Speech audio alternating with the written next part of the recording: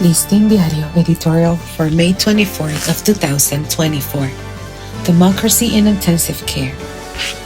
Two consecutive national elections, separated by just 3 months, have shown signs of a disturbing disaffection in Dominican democracy.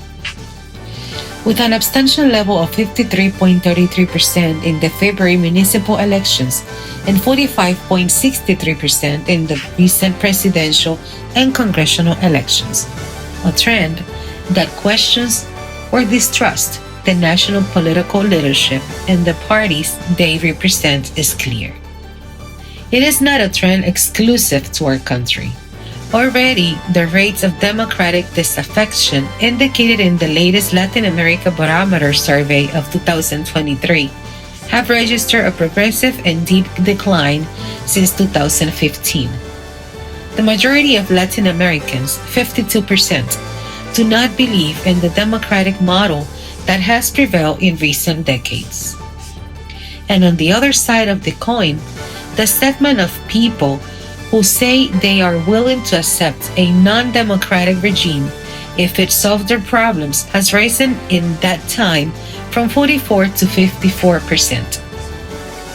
This diagnosis, frankly worrying, becomes relevant when it is discovered that those who mostly think this way are young.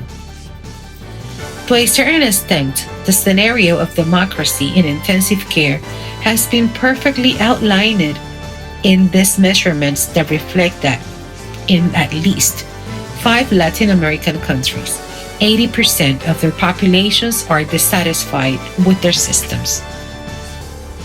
If the Dominican elections become a kind of a stock market where votes, candidacies, and parties' franchise are auctioned, democracy will enter into irreversible decline.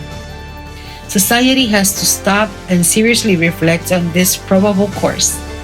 Or we try to recover the patient, discharging him from the hospital. Or we resign ourselves to losing what little we have of incomplete democracy with all its consequences.